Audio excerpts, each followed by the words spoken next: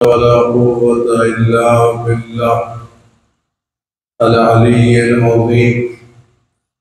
अऊज़ु बिल्लाहिस समीइल अलीम मिनश शैतानिर लईनिर रजीम। बिस्मिल्लाहिर रहमानिर रहीम। अल्हम्दुलिल्लाहिल वाहिदिल अहदिल फर्दिस Samad अल्लज़ी lump यलिद वलम यूलद वलम यकुन लहू कुफुवन अहद। वस्सलातु वस्सलाम वत्तहिय्यतु वल इकराम अलल बशीरिन नज़ीर अस्सिराजिल मुनीर अत्तूरित ताहिर अद्दुर्रिल फाखिर अल-अलमिज़ ज़ाहिर अल-मंसूरिल मुअय्यद ar-रसूलिल मुसद्दद सय्यदना व नबियना बिल क़ासिम मुहम्मद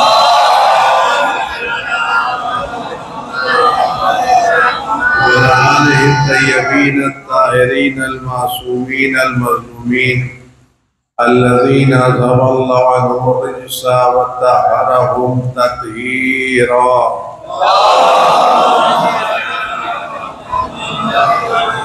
सय्यद अला बक़िय्यतिल्लाहि फिल आलमीन व ख़ातिम अइम्मतिल मासूमीन अल-कहफ़िल हसीन व ग़ियासिल मुस्तर्रिल मुस्तकीन मलजइल आलिमीन व इस्मतिल मुअतसिमीन अरवाहुना व अरवाहुल आलमीन लतुराहु वतनही फ़िदा अज्जलल्लाहु तआला फ़रजहु शरीफ वल्लानतु दाइमतुल बाक़ियतु अला अअदाइहिम व क़तलतिहिम व ग़ासिबि हुक़ूक़िहिम व शाकीन फ़ीहिम वल मुनहरिफ़ीन अन्हुम अजमईन।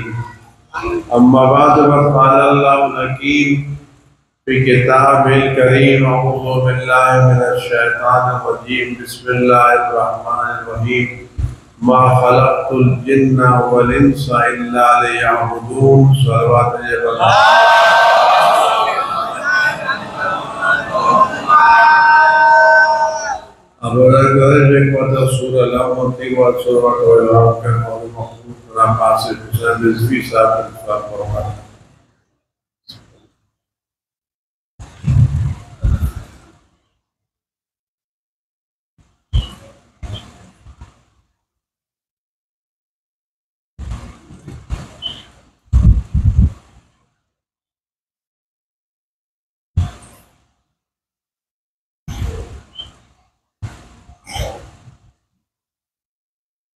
खुदावंद अज़ीज़ मुताल हमारे इमाम वक्त हज़रत हुज्जत इब्न हसन अशअरी सलवातुल्लाह सलामु अलैह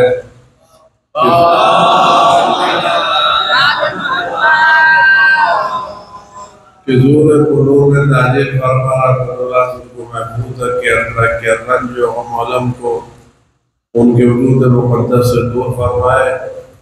उनके ज़ूर नूर अक़रम दुनिया को इंसान से पुर फरमाए, ज़ुल्म से पाक फरमाए, परचम इस्लाम को सरबुलंद फरमाए, नसीब को इफ़ाक़ को सरनगू फरमाए।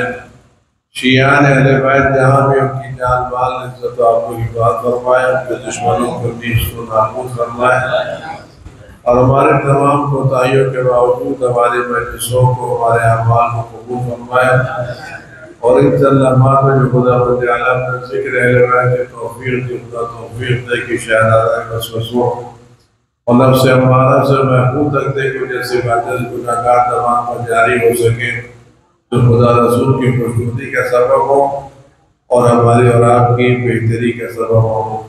इन सब को अपने इमाम की सलामती की दुआ करना बैठे तौफ़ीक़ात की दरख्वास्त करते हैं। अऊज़ु बिल्लाहि मिनश शैतानिर रजीम। बिस्मिल्लाहिर रहमानिर रहीम।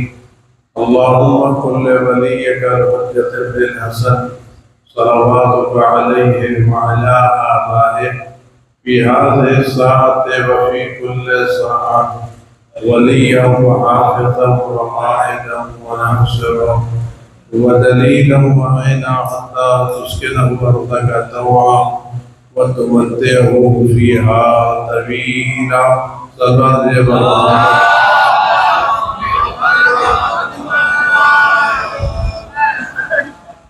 खुदावंद आला की इरशाद है कि हमने इंसानों को और जिन्नात को सिर्फ और सिर्फ अपनी इबादत के लिए पैदा किया। मा खलक़तुल जिन्ना वल इंस इल्ला लियअबुदून। हमने जिन्नात को और इंसान को नहीं पैदा किया मगर सिर्फ और सिर्फ इसलिए कि अपनी इबादत करें, हमारी इबादत करें। अब और फरमाएगा कोई आदमी एक दरख्त लगाता है और उस दरख्त को सैराब करता है, फरमान चढ़ाता है, उसके लिए सारे वसाइल फराहम करता है ताकि उसके फल निकल आए। एक आदमी एक पेड़ लगाता है और उसमें सारी चीजें फराहम करता है, जो जो जरूरती पानी देता है, खाद देता है, कीड़ों से बचाने की दवा छिड़कता है ताकि उससे फल निकल आए। अगर वो फल निकल आया और मीठा फल निकल आया जिसके लिए उसने दरख्त लगाया था, तो उसकी मेहनत स्वारत हो जाती है। और अगर उसके मिजाज के मुताबिक फल ना निकले, फल ही ना निकले या फल निकले तो कड़वा निकले, तो कहते सारी मेहनत अकारत हो गई, हमारी सारी मेहनत बर्बाद हो गई। हम अपने बच्चों को पढ़ाते हैं, स्कूल भेजते हैं, कॉलेज भेजते हैं, पैसे लगाते हैं, कर्ज लेते हैं, कभी कभी अपने जेवर वारात भी बेच करके बच्चों को पढ़ाते हैं। अगर बच्चा पढ़ने के बाद किसी मंजिल पर, किसी ओहदे पर फायद हो जाए तो हम जब बच्चे को देखते हैं खुश होते हैं कि हमारी सारी मेहनतें स्वारत हो गई। अब आपको ना जेवर याद आता है ना जमीन याद आती है, बच्चे को देखने का सब हो गया। देखिएगा इन तमाम चीजों करने के बावजूद हमारा बच्चा ना पढ़ सके और खुदा न खासा किसी मंजिल पर ना पहुंचे, कहते कि हमारी सारी चीजें रायगा हो गई, हमें कुछ हासिल नहीं हुआ। हमारी मेहनतों में और हमारी चीजों में कोताही तो हो सकती है, लेकिन खुदा क्या किसी कोताही का गुजर नहीं है। जब खुदावंद आलम ने जिन्नात और इंसान को सिर्फ इबादत के लिए पैदा किया है, अगर ये सारी की सारी दुनिया खुदा की इबादत कर रही है तो खुदा की खिलकत का मकसद पूरा हो रहा है। लेकिन अगर दुनिया इबादत नहीं कर रही है तो क्या खुदा की यह तख्लीक नाकाम हो गई और खुदा का ये मिशन फेल हो गया? खुदा ने पैदा किया है इबादत के लिए, इबादत तो तर्क कर या खुदा को मानता ही नहीं है, तो क्या खुदा की मेहनत रायगा चली गई, खुदा का काम खराब हो गया या खुदा का काम कामयाब? आप गौर करें, खुदा की इस खिलकत को, इस मकसद को दुनिया का कौन मजहब है जो पूरा कर रहा है और कौन है जो खुदा की खिलकत को नाकाम बना रहा है? अब वो कौन सा अकीदा है, वो कौन सा मजहब है, वो कौन सा मकतब है जो खिलकत खुदावंद आलम को कामयाब कह रहा है, और वो कौन सा मकतब है जो खिलकत खुदा को नाकाम कह रहा है? अगर आप दरख्त लगाएं और इस दरख्त में एक फल मिल जाए जो आपकी पूरी मेहनत का समरा हो और जैसा आप चाहते हैं वैसा हो, कहते ये एक फल आपकी पूरी मेहनत को स्वागत कर देगा। सारे फल निकले ना निकले, लेकिन अगर एक फल भी निकल आया और वो फल पूरा कामयाब निकला तो आप कहेंगे कि मेरी मेहनत स्वागत हो गई। तो अगर इस दुनिया में खुदावंद आलम का कोई ऐसा बंदा काबिल नहीं है जो वाकई खुदावंद आलम की भरपूर इबादत कर रहा है, तो खुदा का खिलकत का मकसद नाकाम है। आप और करें, हमारे अलावा कोई ऐसा नहीं है जो इस बात का कायल हो कि दुनिया में आज भी एक अब्द कामिल मौजूद है जो खुदा की खिलकत को मुकम्मल कर रहा है। सल्लल्लाहु अलैहि मोहम्मद।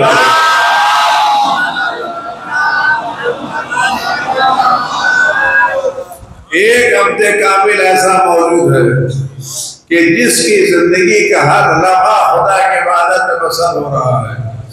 आप गौर करें, अगर आप बाग में जा रहे हैं और बाग में आप देखें इधर से कांटे लगे हुए हैं, उधर उल्टी सीधे घासें बची हुई हैं, और फिर भी कोई बागबान इस पूरे बाग को पानी दे रहा है, तो आप तलाश करेंगे ये पानी कांटों को नहीं दिया जा रहा है, ये पानी किसी गलत चीज को नहीं दिया जा रहा है। इस बाग में यकीनन कोई फूल ऐसा है जिसकी खातिर सबको सैराबी मिल रही है। अगर वो फूल न हो तो कांटों को सैराबी नहीं मिलती।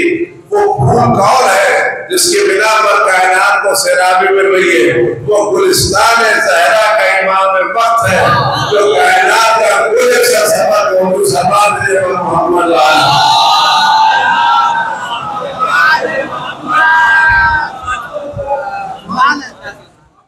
कौन है? और आप ये देखें कि ये सब किसके बिना पर होता है, ये चीजें किसकी बिना पर होती हैं। अगर आप अपने घर में किसी बहुत बड़ी शख्सियत को दावत दें, मिसाल है, जरूरत नहीं देने की, लेकिन अगर आप किसी शहर की या मुल्क की किसी बड़ी शख्सियत को अपने घर दावत दें, एक आदमी को बुलाएं शख्सियत को, तो क्या आप उसको अकेले बुलाएंगे? जब आप उसको बुलाएंगे तो उसके बुलाने से पहले आप घर साफ करेंगे, घर को सुधारेंगे, गली कूचों को संवारेंगे, सड़कों को संवारेंगे, 2-4-10 आदमियों को बुलाएंगे। जब 2-4-10 आदमियों को बुलाएंगे तो आपके उसके आने से किसको किसको फायदा मिलेगा? दुकानदारों को मिलेगा, कसाई को मिलेगा, बौसी को मिलेगा, काम करने वालों को मिलेगा, यहाँ तक कि गले कूचे में खुलने वाले बिल्ली कुत्तों को भी कुछ न कुछ फायदा मिल जाएगा। किसकी बिना पर मिलेगा? एक की बिना पर। उस एक के बिना पर यह पूरा गांव, ये पूरा शहर सजाया जा रहा है। एक है जिसके आने के बिना पर घर भी सजाया जा रहा है, गली कूचे भी सजाए जा रहे हैं, सड़कें भी साफ की जा रही हैं, दुकानदारों को भी मिल रहा है, सब्जी फरोशों को भी मिल रहा है, कसाईयों को भी मिल रहा है, नौकरों को मिल रहा है। तो एक की खातिर सबको मिल रहा है, नहीं मिल रहा है? अगर एक की खातिर सबको मिल रहा है तो खुदा ने कोई एक ऐसा रखा है जिसकी खातिर जमीन को भी मिल रहा है, आसमान को भी मिल रहा है, दरियाओं को भी मिल रहा है, सैलाओं को भी मिल रहा है। कोई एक जाने कायनात है जिसकी कायनात पर दुनिया सैराब हो रही है। ये कौन है और इसको कौन मानता है? आप सच बताएं, अगर आप किसी बड़ी शख्सियत को दावत न दें और बिला वजह ऐसे ही काम करें तो आप लोग क्या कहेंगे कि तुमको क्या हो गया? तो वो अकीदा जो इस निजाम कायनात को बामकसद बना रहा है, वो अकीदा हमारे पास है। हमारे अलावा कोई अकीदा नहीं रखता। हमारा अकीदा इमाम इस पूरी कायनात को बामकसद बना रहा है, और वो है जिनकी बिना पर कायनात को रोजी मिल रही है। वरना ये गुनाहगार, ये खताकार, ये काफिर, ये मुनाफिक, ये लोगों का खून बहाने वाले, ये कत्लेआम करने वाले, क्या इस लायक इनको जिंदा रखा जाए? ये किसी के सदके में जिंदा है। और आप यकीन जानिए जब तक कोई असल मौजूद होती है, असल की मौजूदगी पर नकलें चलती हैं। कोई डुप्लीकेट अपनी बुनियाद पर नहीं चलता, सारे डुप्लीकेट असल की बुनियाद पर चलते हैं। डुप्लीकेट में ताकत नहीं होती, सारी नकलें असल की बुनियाद पर, सारे डुप्लीकेट ओरिजिनल की बुनियाद पर। छोटी मिसाल मैं आपके सामने दूं, 2016-17 से पहले 1000 का नोट चलता था नहीं चलता? चलता था नहीं चलता था? बाजार में 1000 का नकली नोट मिलता था नहीं मिलता? नोटबंदी 1000 पहले जब 1000 का नोट चल रहा था तो नकली नोट भी 1000 के बाजार में आते थे नहीं आते थे? 500 के नकली नोट चलते थे नहीं चलते थे? लेकिन जब से 1000 का ओरिजिनल नोट बंद हो गया, नकली नोट खुद ब खुद खत्म हुए नहीं खत्म हुए। नकली नोट को खत्म करने के लिए कोई मुहिम चलानी नहीं पड़ी, जिनके पास खुद फाड़ फाड़ करके फेंक दिया उन्होंने। क्यों? इसलिए कि नकली असली की बुनियाद पर चलता है। अगर बाजार में नकली चल रहा है तो इसका मतलब है कोई असली मौजूद है। अगर बाजार में डुप्लीकेट चल रहा है तो इसका मतलब है कि ओरिजिनल मौजूद है। आप यकीन जानिए, अगर ज़हरा का लाल हकीकत की शक्ल में मौजूद न होगा तो ये कोई डुप्लीकेट बाजार में चलते।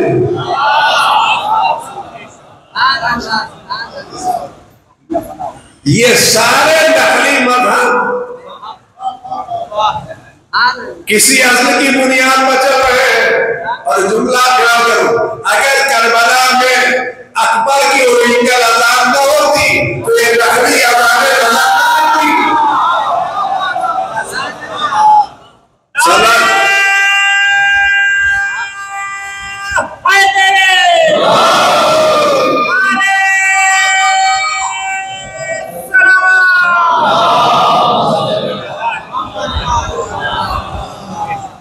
आप गौर करें।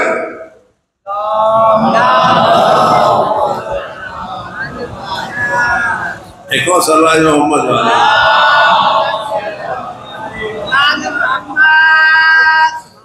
आप ये बताएं कि जब ये नकली चल रहे हैं तो कोई क्या कह सकता है कि असली का वजूद नहीं है, हमने असली को देखा नहीं।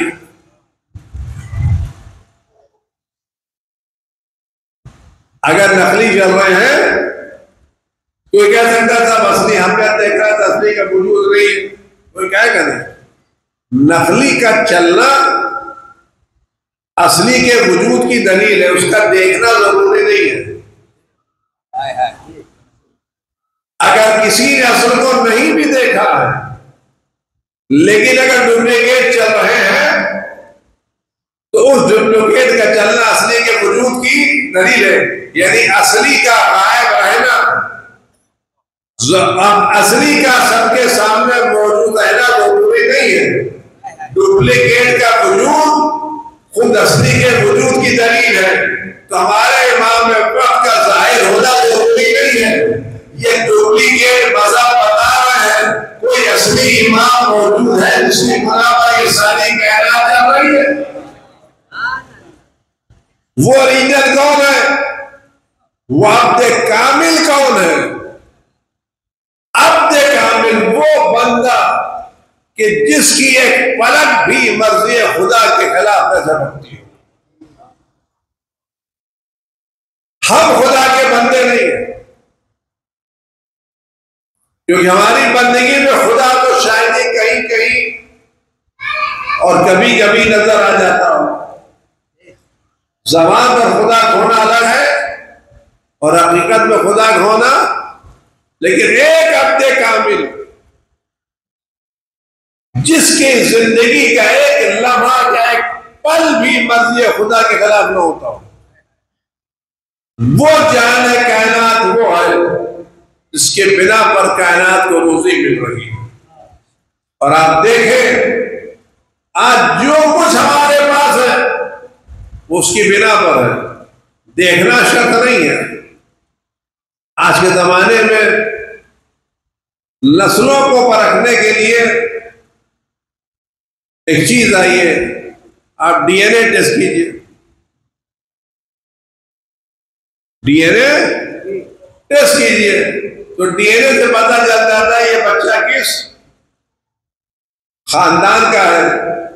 आप को ले जाइए डीएनए टेस्ट कराइए, मिल जाएगा ये खानदान का बच्चा किस खानदान का है। अब आप गौर करें, अकीदे में हमको डीएनए टेस्ट करना है। कुछ कहते हैं हम उस वक्त तक इमाम को नहीं मानेंगे जब तक देखेंगे नहीं, और हम पर एतराज करते हैं कि जो इमाम रात को मानते जिसको देखा नहीं उसको इमाम के इमाम कैसे मान रहे हो। कहाँ छिपे आते क्यों नहीं, कहाँ छिपे आते क्यों नहीं, कहाँ छिपे आते क्यों नहीं। तो हम पर एतराज करते हैं कि हम उस वक्त तक इमाम को नहीं मानेंगे जब तक हम इमाम को देख नहीं लेंगे। आप कैसे इमाम को मानते हैं जो इमाम गायब है। हम कुरान से पूछते हैं वो कौन लोग हैं जो ईमान लाने के लिए देखने का मुतालबा करते हैं।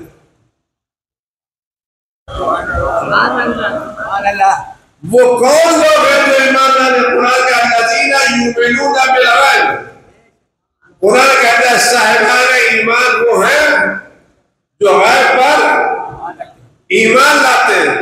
तो खुदावंदियाना ने साहिब ईमान की सिफत बताई, गैब पर ईमान लाना। और अल्लज़ीना युमिनूना बिल गैब, जो गैब पर ईमान लाते साहिबान ईमान की सिफत ये है जो गैब पर ईमान लाते हैं।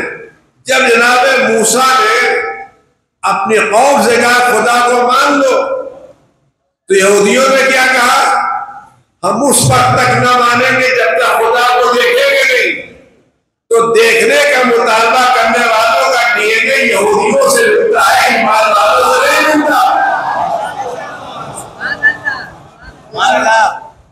लिहाजा हर वो शख्स, कुरान कहता है अरे अल्लाह जहरतन, जब तक हम खुदा को बाकायदा आंखों से नहीं देखेंगे उस वक्त तक हम खुदा को नहीं मानेंगे। तो देखने के बाद ईमान लाने का मुतालबा किसका है, यहूदियों का। और गैब पर ईमान लाने वाली सिफत किसकी है, ईमान वालों की। अब जिसका दिल चाहे अपना डीएनए जिससे जोड़ ले, हमारा डीएनए अली से मिलता है। लिहाजा हम खुदा को भी मानते नहीं देखा, रसूल को भी मानते नहीं देखा, कयामत को भी मानते नहीं देखा, ईमान को भी मानते नहीं देखा। अब जिनका डीएनए यहूदियों से मिलता हो वो कहते खुदा को नहीं देखा, यहां नहीं देखा, कयामत में देखेंगे, चौदहवीं की चांद की तरह देखेंगे। हर वो शख्स जो खुदा को जिस्म बना रहा है उसका डीएनए आप खुद बता लिए। अब पता चलेगा किसका मजहब यहूदियों ने बनाया है और किसका मजहब साहिबान ईमान ने बनाया है। कुरान कह रहा। और आप देखें जदीद क्या है, यहां बिजली जल रही नहीं जल रही, ये बिजली पावर हाउस से सीधे यहां आ रही है, कहीं से होके आ रही है, सिर्फ पावर हाउस से आ रही है, सब स्टेशन से आ रही है। पावर हाउस में जो बिजली बन रही है, अगर वो बिजली डायरेक्ट आपके घर में आ जाए तो घर सलामत रहेगा, ये जलेगा।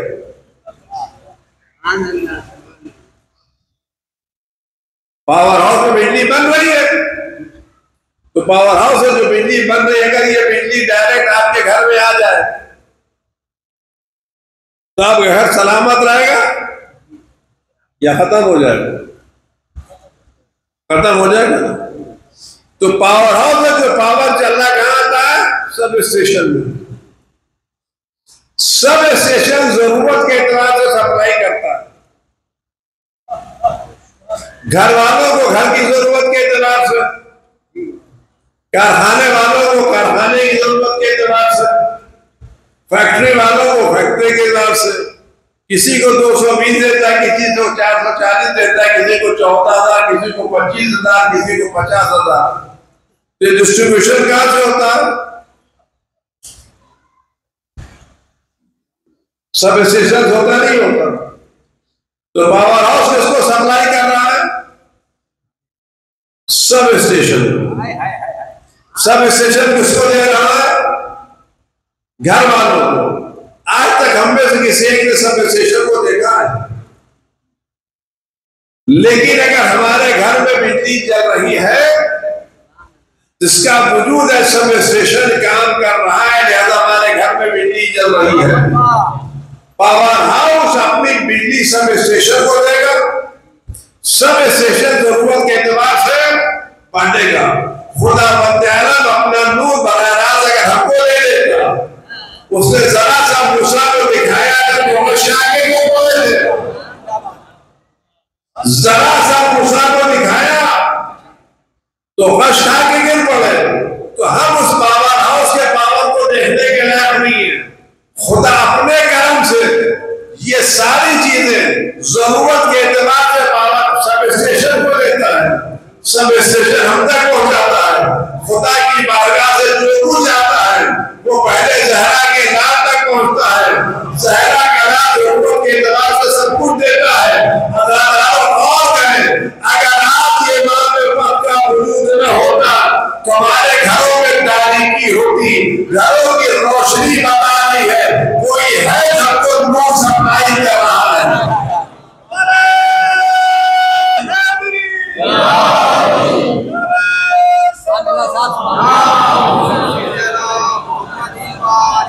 एक और सवाल में मोहम्मद वाले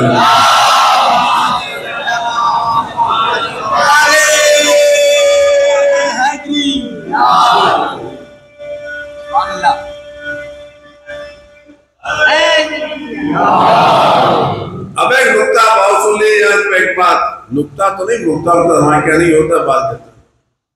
एक आदमी अपने घर में नया घर बनाता है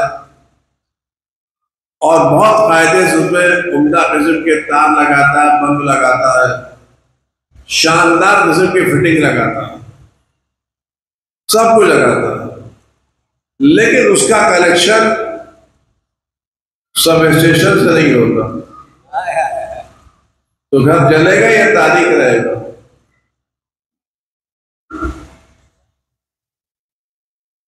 क्या होगा? तार उड़ता, किसी फिटिंग उड़ता, बल्ब उड़ता, ट्यूबलाइट, सारी चीजें बेहतरीन, लेकिन पावर हाउस से कनेक्शन नहीं है। तो घर में रोशनी होगी, अंधेरा होगा। और एक आदमी किसी छोटे से मकान रहता है, टूटे हुए मकान में रहता है, एक छोटा सा बल्ब लगाए हुए है, लेकिन उसका कनेक्शन पावर हाउस से है। तो घर किसका जलेगा? जिसका कनेक्शन है वो जलेगा, जिसका कनेक्शन नहीं वो जलेगा। सजा के तो बहुत कुछ रखा, लेकिन पावर हाउस से कनेक्शन नहीं है, तो घर में तारीकी रहेगी, अंधेरा रहेगा। लेकिन जिसका घर टूटा फूटा है, छोटा सा बल्ब लगा है, लेकिन अगर पावर हाउस से कनेक्शन है तो घर में रोशनी रहेगी। अब आप गौर करें किसका कनेक्शन है, किसका कनेक्शन नहीं। एक सलमान भाई मोहम्मद वाले,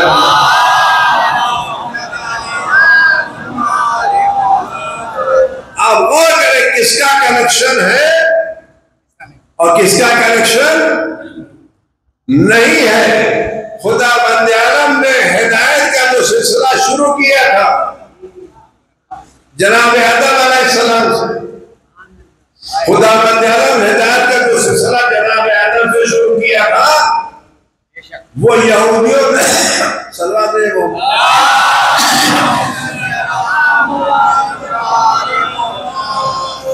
वो यहूदियों ने जनाब मूसा का खत्म कर दिया। खुदाबंद आलम ने जो हिदायत का सिलसिला शुरू किया था वो यहूदियों ने जनाब मूसा के कहा उसके बाद कोई नबी आने वाला नहीं है, तो सिलसिला आवाज उनके गया, आसमान से टूट गया, मुनक़ते हो गया। ईसाइयों ने क्या किया, जनाब ईसा पर सिलसिला मुनक़ते कर दिया।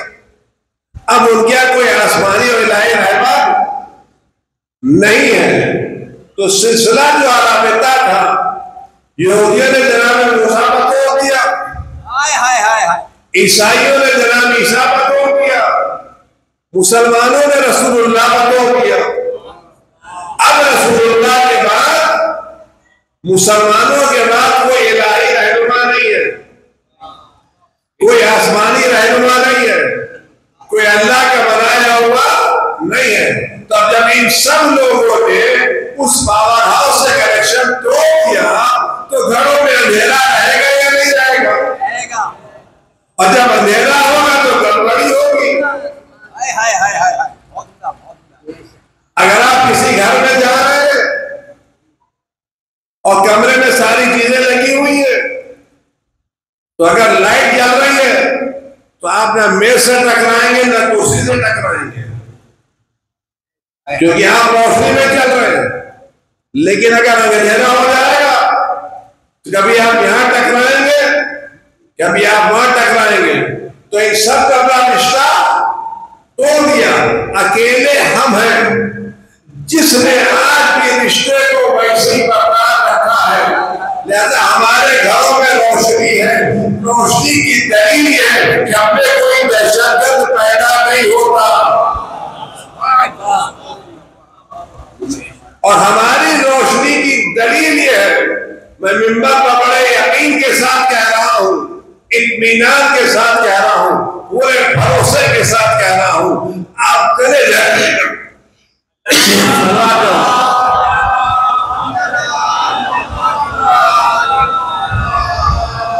आप इस शहर की पुलिस के पास चले जाइए और शहर के जवानों के फेस से क्या लीजिए। आप यकीन करिए, अगर आपको सबसे शरीफ जवान अज़ादार न मिले तो मेरा गला काट के रख दीजिए। सबसे कम अगर किसी के साथ शिकायत होगी तो अज़ादारों की तरफ से। ये हमारे नौजवान दूसरों से बेहतर क्यों है? इसलिए कि हमारा नौजवान इमामत की रोशनी में चल रहा है। हमारी कौम के पास इमामत की रोशनी है, बकिया सबके पास सकीफा की तारीखी है, जिसकी बिना पर यहाँ फसाद हो रहा है, वहाँ फसाद हो रहा है, वहाँ मारकाट हो रही है। क्योंकि जब अंधेरे में चलोगे तो टकराव होगा।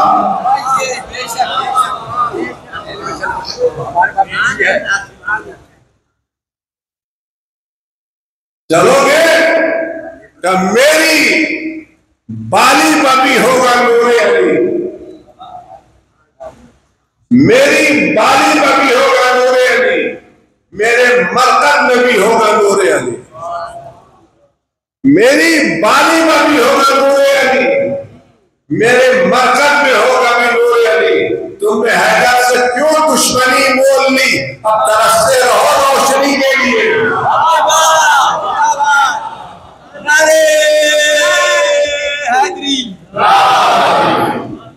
सलवार में मोहम्मद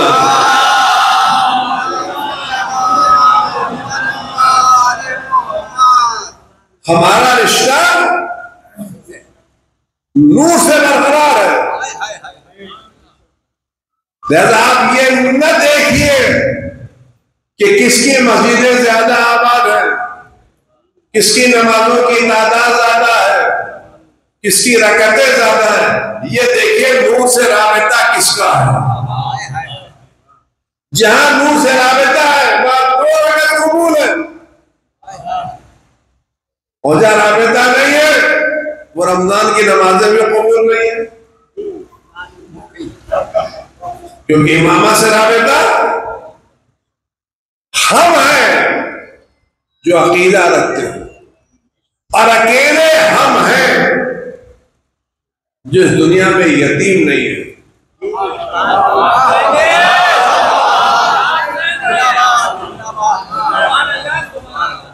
बाप रखते हैं, सरपरस्त रखते हैं, मेहरबान रखते हैं, और अपने उमूर का निगरान रखते हैं। आज जो कुछ हमारी इज्जत है वो इज्जत हमारे बाप की बिना पर। आज हमारा सर बुलंद है तो बाप की बिना पर। बेशक बेशक। हम दुनिया में इज्जतदार है तो बाप की बिना पर। आज हमारा सर उठा हुआ है तो बाप की बिना पर। और ये बाप हमारे हक में हमसे ज्यादा मेहरबान है। हम यकीन जानिए, आप अपनी इज्जत को देख लीजिए, अपने वसाइल को देख लीजिए। न हमारे पास दौलत है, न हुकूमत है, न तख्त है, न ताज है, न एमएलए है, न एमपी है, कुछ भी तुम्हारे पास नहीं है। न किसी बड़ी ताकत का सहारा, न कोई बड़ी पार्टी है, कुछ भी तुम्हारे पास नहीं है। ना है कोई, कुछ भी नहीं, ना एमएलए कुछ भी, न संसद, न मनसद, कुछ भी हमारे पास नहीं। सब कुछ खाली हाथ।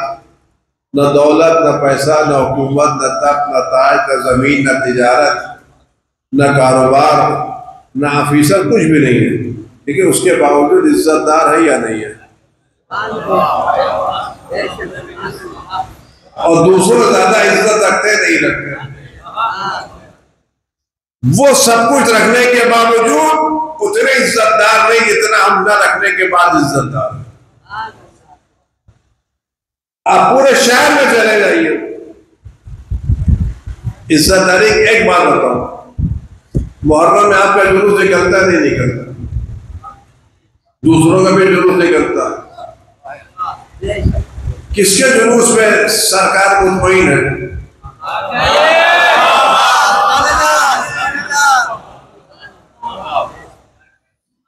और किससे परेशान है?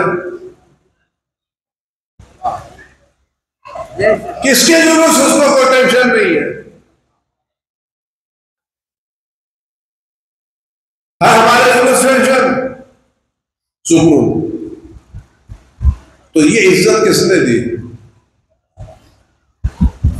वो सब कुछ रखने के बावजूद वो मकाम हासिल नहीं कर सके जो हम कुछ का रखने का मतलब। क्यों? इसलिए कि वो सब कुछ रखते इज्जतदार भाव नहीं रखते।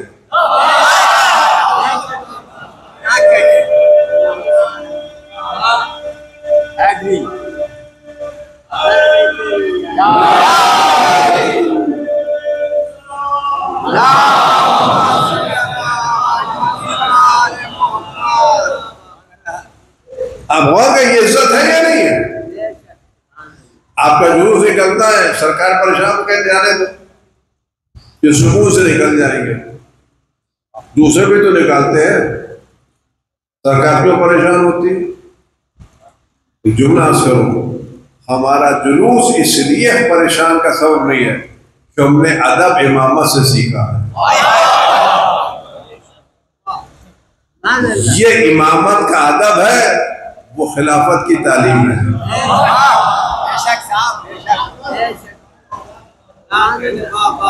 अब हो तो कर, हम इज्जतदार हैं या नहीं? कौन हमारी इज्जत को बचाए हुए? कोई है जो हमें बचा के रखे हुए है, कोई है जो हमें इज्जतदार बनाए हुए है, और वो हमारा बाप है जो हमारी नालायकियों के बावजूद हमें संभाल के रखे हुए, हमारी कोताहियों के बावजूद हमारा ख्याल कर रहा है। बाप एक अलग चीज होती है, बेटे का नालायक होना अलग मसला होता है, बाप की मोहब्बतें अलग होती है।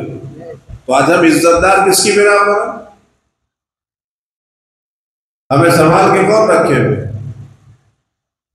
कोई है तो रखे ना। और आप गौर करें, बाप का काम अलग होता है। सलमान ये मोहब्बत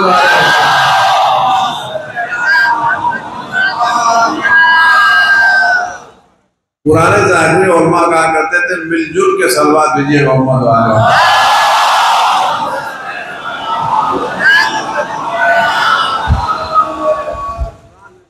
हो सकता है किसी के जहन में ये बात आए कि अगर हमारे बाप हमारे इमाम हमको संभाल के रखे हुए हैं तो अब तक इसका तस्करा क्यों नहीं करते? खबर आई होती मैं हमने वहां बचा लिया, वहां बचा लिया, वहां बचा लिया, तो कहीं तो तस्करा करते, लेकिन आज तक हमने उनकी ज़बानी बचाने का तस्करा नहीं सुना। तो अगर होते तो बचाते, और बचाते तो तस्करा करते। हमको पता चलता है कि हाँ बचा लिया तो हम शुक्रिया अदा करते। हम गिर रहे थे आपने बचा लिया, हम मर रहे थे आपने बचा लिया, हम बचा रहे थे। अगर 4 जगह उनका तस्करा होता हम भी शुक्रिया अदा करते। तो आज तक उनकी ज़बान से शुक्रिया तस्करा सुनाई नहीं कि हमने यहाँ बचाया, वहां बचाया, यहाँ बचाया, वहां बचाया। तो छोटी मिसाल दूं आपके सामने, यहाँ भी माहवारे के रमजान में या मुख्तलिफ मौकों के ऊपर राशन बढ़ते होंगे। नहीं बढ़िया बढ़ता नहीं बढ़ता। हमारे के रमजान में राशन बढ़ता है। कितने महीने का बढ़ता है? 1 महीने का, 2 महीने का। जब 1 महीने 2 महीने का राशन बढ़ता है तो राशन बांटने वाला तस्वीरें खींचता नहीं खींचता? राशन लेने वाला राशन लेके घर बाद में पहुंचता है, उसकी तस्वीर दुनिया में पहले पहुंच जाती है। अलबत्ता मैं राशन बांटने का मुखालिफ नहीं हूं, लेकिन मैं एक जुमला का जरूर अर्ज करूंगा कि आपका राशन चाहे 2000 का हो या 2500 का हो या 5000 का हो, 1 महीने का हो या 2 महीने का हो, उसकी बहरहाल कोई ना कोई कीमत जरूर है। लेकिन तस्वीर खींचते वक्त जो राशन लेने वाले के चेहरे पर थोड़ी सी शर्मिंदगी होती है, उसकी कीमत है या नहीं है?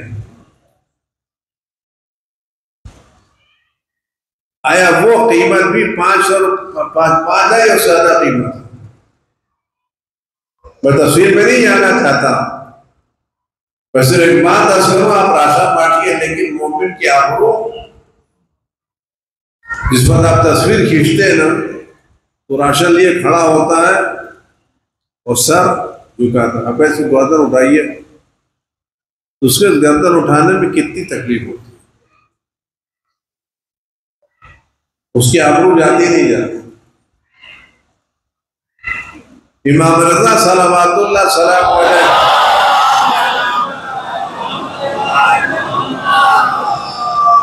खिदमत अक़दस में एक आदमी आता है, मौला अपने असाब के साथ बैठे हुए, वो इमाम को सलाम करता, कहता है रसूलुल्लाह मैं मुसाफिर हूँ, जो कुछ था मैंने बेच डाला, खाली एक चीज मेरे पास बची, उसको बेचा नहीं है, वो आपके हाथ में बेचना चाहता हूँ। इज्जतदार आदमी। मौला पूछा क्या चीज बेचना चाहते हो? तो मौला मैंने अपने सफर में सब कुछ बेच डाला, लेकिन अब तक मैंने सवाल करके आबरू नहीं बेची। अब तक मैंने सवाल करके आबरू नहीं बेची है, और मैं देखता हूं मेरी आबरू का आपसे बेहतर कोई खरीदार नहीं रहता। मैं आपसे सवाल करके अपनी आबरू बेचना चाहता हूं। इमाम ने जुमला सुना, इमाम ने सबके सामने कुश्ती दी। जब सब लोग चले गए तो इमाम अकेले उठे, घर में गए, वहां से थैली लेकर के आए और इस आदमी को बुलाया और दरवाजा बंद किया। ये आदमी दरवाजे के पीछे और इमाम दरवाजे की इस तरफ। इमाम ने दरवाजे के ऊपर से थैली उसको दी और कहा शख्स ये ले ले, और जो बेचने आया था वो चीज बिकी नहीं, तेरे पास महफूज है। लोगों ने इमाम से पूछा, मौला आपने दरवाजा खोल के क्यों नहीं दिया? तो फरमाते हैं कि मैंने इसलिए दरवाजा खोल के नहीं दिया, अगर मेरी आंखें उससे मिलती ना तो मैं उसकी आंखों की शर्मिंदगी देखना नहीं चाहता।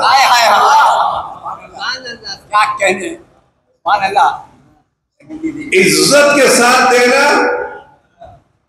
अलग मसला। इमाम सज्जाद सबके घरों पर पहुंचाते थे, तस्वीर नहीं खींचवाते थे, तो ये बड़ा अलग मसला है। तो ये राशन 1 महीने का बढ़ता है, 2 महीने का बढ़ता है, तस्वीरें खींचती नहीं खींचती, पेपर में आता नहीं आता, लेकिन उसी घर में बाप 10 महीने राशन लाता है। कभी आपने किसी बाप को तस्वीर खिंचवाते देखा है?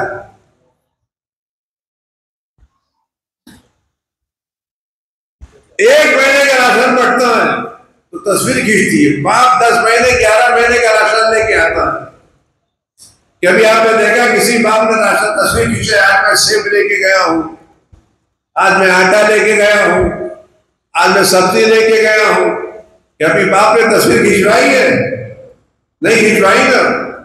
तो तस्वीर वो खिंचवाते जो गैर होते हैं। बाप राशन दे के तस्वीर नहीं खिंचवाता। इमाम हमारे बाप है, अगर गैर होते तो कहते यहाँ मदद की वहां मदद की। बाप मदद करता है, बच्चों की आंखों को महफूज रखता है, कभी ये नहीं कहता मैंने वहां खिंचवाई वहां मदद की।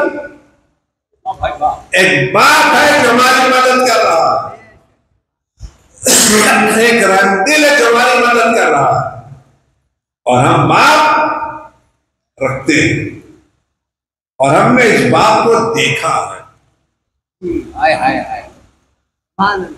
इस बाप को मदद करते हुए हमने इस दुनिया में यतीमों को भी देखा है और बाप रखने वालों को भी देखा है, और ऐसा देखा है कि दुनिया हैरान है। हमने इस दुनिया में यतीमों को भी देखा है और बाप रखने वालों को भी देखा है। आप यकीन जाने, जो बाप रखते हैं वो जीतते हैं, जो यतीम होते हैं वो हार जाते हैं। छोटी मिसाल तो हमने यतीमों को भी देखा है और बाप रखने वालों को भी देखा है। जो यतीम है वो 200 साल से हार रहे हैं, जो बाप रखते हैं वो 12 दिनों में जीत गए हैं। आप गौर करें, 200 साल से फिलिस्तीन मार खा रहा है और 12 दिन में ईरान जीता नहीं जीता। ईरान किसकी बदौलत जीता? मिसाइल के बदौलत नहीं जीता, किसी बाप की बदौलत जीता।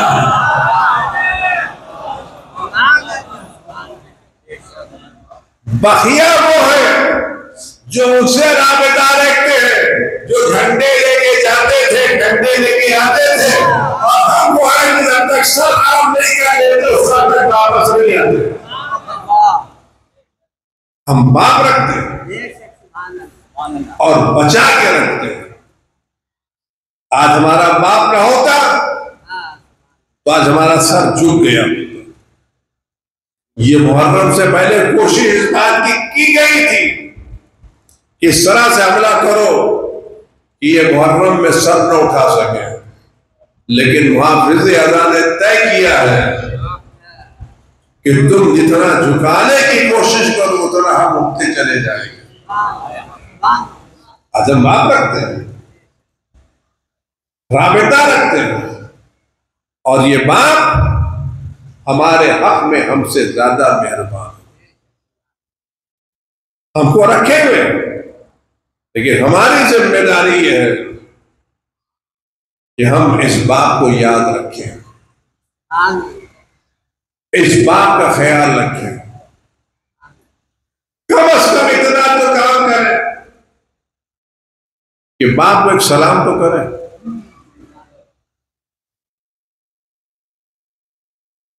आप कभी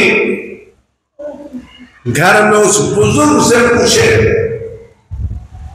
जो पूरे घर का खर्चा चला रहा है और हर एक का ख्याल रख रहा है, लेकिन सुबह उठते को उसको सलाम नहीं करता, उसको कोई पूछता नहीं है, उसको तकलीफ होती नहीं होती, सारा खर्चा चला रहा है। लेकिन आप सच बताएं, कभी आप गौर करें, हम में से कितने हैं जो सुबह उठ के अपने बाप को सलाम करते हैं? ज्यादा वक्त तो नहीं लगेगा, क्या नमाज सुबह के बाद तवज्जो से खड़े हो जाए, अस्सलाम वालेकुम या साहिब। कुछ बच्चे रास्ते में खेल रहे हैं, एक बुजुर्ग वहां से गुजर रहा है,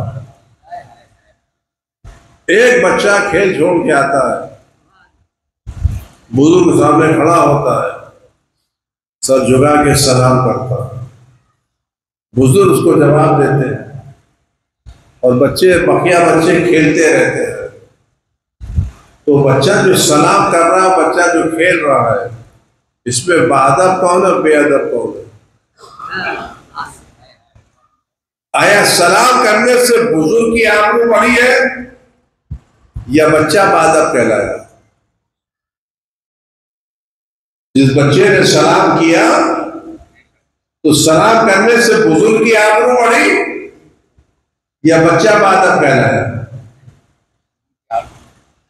और जो बच्चे खेलते रहे, बुजुर्ग की आबरू कम हुई या बच्चे बेअदब कहलाए? सलाम करने से किसकी आबरू बढ़ी? सलाम करने वाले की है, जिसको सलाम किया उसकी। तो अगर हम रोजाना अपने बाप को सलाम करें तो आबरू किसकी बढ़ेगी? कुछ नहीं कर सकते। जब नमाज सुबह बाद पढ़ के सलाम वालेकुम या साहिब, जब सलाम करेंगे तो बुजुर्ग तरफ से दुआएं जरूर मिलेगी। हम इस इमाम को, हम इस बात को याद रखें। यह गैबत के पर्दे में है। कभी पूछे तो सही आप क्यों नहीं आ रहे, बताएं तो सही आप आने की रुकावटें क्या हैं। हम अपने को आने के लिए तैयार तो करें, खुदा की बारगाह में दुआ तो करें, इतना तो है मेरा बाप जहां रहे वहां सलामत रहे, मेरे बाप को तकलीफ ना पहुंचे। ये दुआएं इसका मतलब नहीं कि बाप बीमार है, दुआएं बीमारी की अलामत नहीं है, दुआएं मोहब्बत की अलामत है। आपके बहुत से ऐसे लोग होंगे जिनके बच्चे वतन से दूर हैं, लेकिन आप हर नमाज के बाद उनकी सलामती की दुआ करते नहीं करते, कहते मेरा बेटा जहां रहे सलामत रहे। तो ये कि दुआ इस बात कर ली कि बेटा बीमार है, दुआ बीमारी की अलामत नहीं, दुआ मोहब्बत की दलील। जब मोहब्बत होती है तो तमन्ना ये होती कि मेरा बेटा बीमार ना हो। तो अगर हमें अपने बेटे की फिक्र है कि हमारा बेटा बीमार ना पड़े, तो जहरा का भी एक लाल है, रसूल खुदा का भी एक बेटा है और वाहिद बेटा है जो उस वक्त मौजूद है। 11 बेटे मार डाले गए, एक बेटा बाकी है। यही जाने चमन है, यही सबके दिल का सुकून है, यही सबकी आंखों की ठंडक है। इसी को सब बड़े उम्मीद से देख रहे हैं। तुम्हारी तमन्ना के परवरदिगार मेरा बेटा सलामत रहे या न रहे, जहरा का लाल सलामत रहे, अली का नूरे नजर सलामत रहे, परवरदिगार इसको कोई तकलीफ न हो, इसको कोई अज़ियत न हो। ये मोहब्बत की दलील नहीं है। और जब मोहब्बत बढ़ जाती है तो उधर से भी जवाब मोहब्बत का मोहब्बत ही से मिलता है। अगर हम चाहते हैं कि इमाम हमारी मोहब्बत को आए, हम भी तो कुछ मोहब्बत का इजहार करें। आप बताएं, अगर आप किसी को ऐसी सलाम करे जाओ तो जवाब वैसे मिलेगा, लेकिन अगर आप किसी को अदब से सलाम करें तो जवाब भी वैसी अदब से मिलेगा।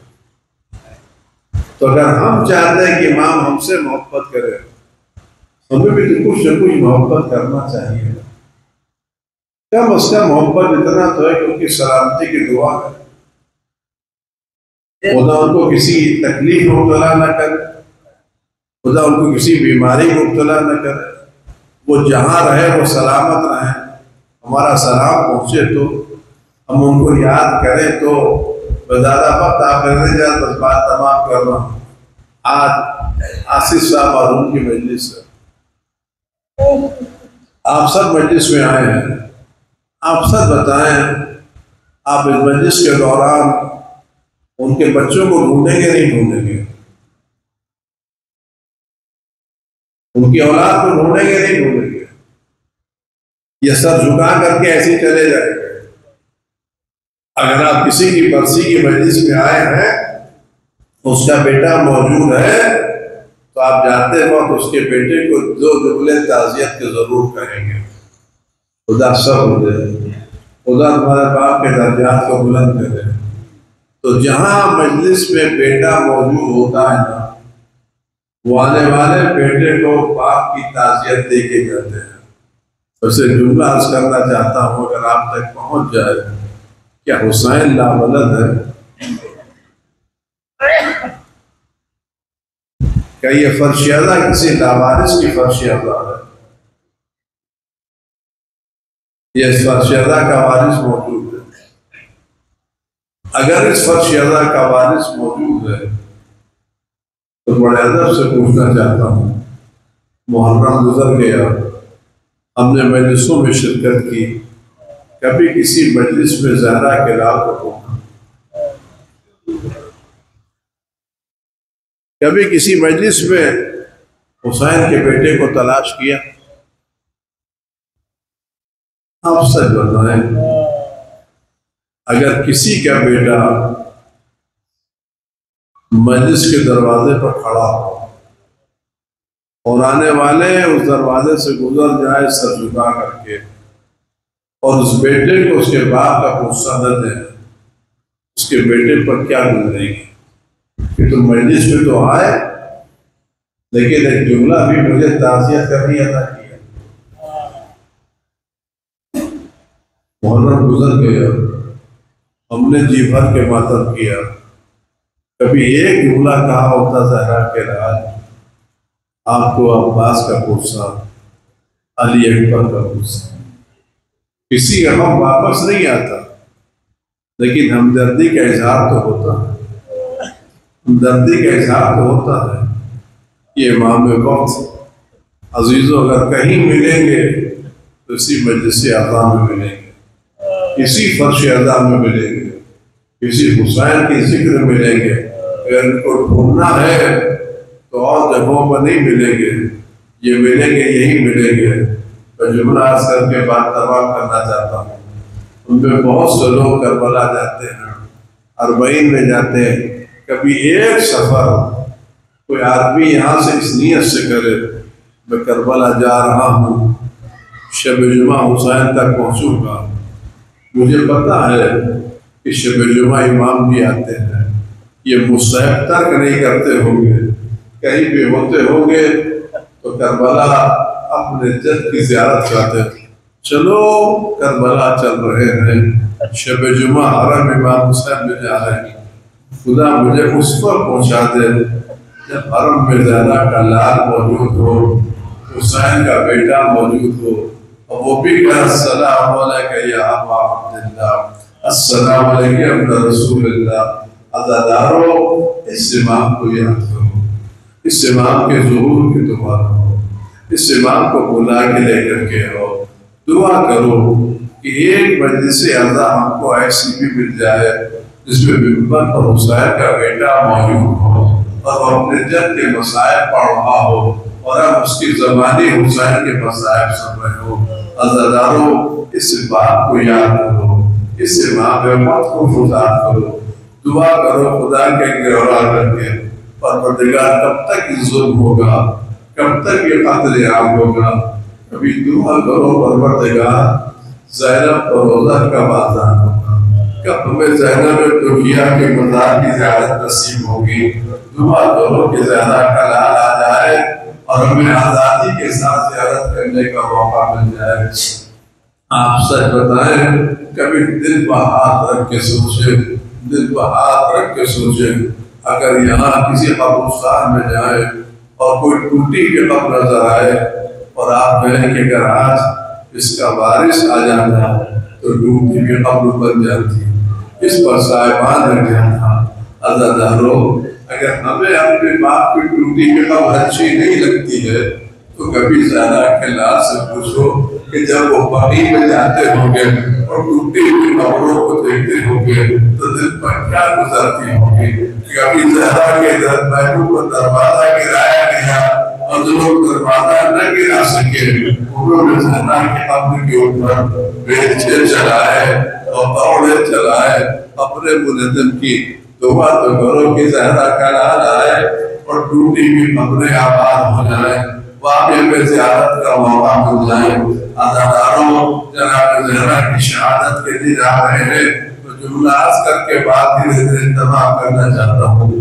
हुसैन मज़लूम है, बहुत मज़लूम है, बहुत मज़लूम है, लेकिन जितना ज़हरा मज़लूम है ना उतना कोई मज़लूम नहीं है। उसकी वजह यह है, मैं जुमला अर्ज़ करना चाहता हूँ, उसकी वजह यह कि आप करबला जाते हैं, आप ज़रीब पर पहुंच जाते हैं, हाथ रखते हैं, सलाम करते हैं, दुआ पढ़ते हैं, ज़ियारत करते हैं, जी भर के रो लेते हैं हुसैन पर। लेकिन आप सच बताएं, ज़हरा की कब्र कहाँ है, हमें ये भी नहीं मालूम। अपने जी भर के ज़ियारत कर सकते हैं, न खड़े होकर के ज़रीब को थाम सकते हैं, न अपना काम कर सकते हैं। कितनी मज़लूम है जनाब ज़हरा, कितनी मज़लूम है जनाब ज़हरा। अगर हम चाहते कि जनाब ज़हरा की मज़लूमियत खत्म हो तो गिड़गिड़ा कर दुआ करें, खुदा ज़हरा के नाम को भेज दे ताकि जनाब ज़हरा की मज़लूमियत खत्म हो जाए। अज़ादारों, बस फिक्र आसान में मसाइल के पढ़ना चाहता हूँ, वो भी अपनी ज़बानी नहीं, किसी ज़हरा के लाल हुसैन के बेटे की ज़बानी पढ़ना चाहता हूँ।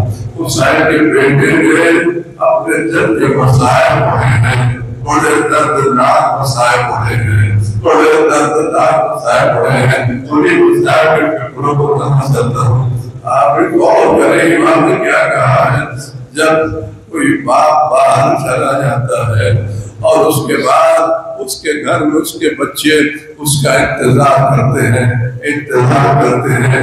जब उसकी आहट महसूस होती है तो सारे बच्चे दौड़ करके दरवाजे पर आ जाते हैं कि बाप आ गया है, बाप आ गया है, बाप आ गया है। लेकिन जब दरवाजा खोले और बाप न नजर आए तो दिलों को क्या गुजरती है। आप सोचे कि एक मोहब्बत थी, जब सब शहीद हो गए अकेले इमाम हुसैन बचे थे, अकेले इमाम हुसैन बचे थे, बीवियां घरों में साहिबी भी बैठी थी, कहीं से तीर आ रहे थे, कहीं से हंगामे हो रहे थे, हमले हो रहे थे, सारी बीवियां घरों में साहिबी भी बैठी हुई थी। इतने में हुसैन के खेमे के पास ज़ुलज़ला की आहट महसूस हुई। जब ज़ुलज़ला की आहट महसूस हुई तो सारे बच्चे, सारी बीवियां ये सोच करके दरवाजे पर आ गए, हुसैन आ गए, हुसैन आ गए, मेरा मौला आ गया, मेरा भाई आ गया, मेरा बाप आ गया। सारे दौड़ के खेमे पर आए कि हुसैन आ गए। अब खेमे का पता था तो देखा फायदे ज़ुलज़ला मौजूद था, हुसैन नहीं थे। मालूम बीवियों के दिल पर क्या रखी, बीवियां सरों को पीटती हुई वाह मोहम्मद वाह अलिया कहती हुई मक्तल की तरफ दौड़ती हुई जा रही थी। हुसैन हुसैन के नारे पर अपने बीवियां पहुंची और ज़ैनब हमा करके बाहर निकली तो ज़ैनब ने क्या मंजर देखा, हुसैन जमीन पर है, शिव का दान हुसैन के सीने पर है, दाढ़ी पकड़े हुए तलवार चला रहा है। ज़ैनब को जाके मेरे भाई का बचाने वाला के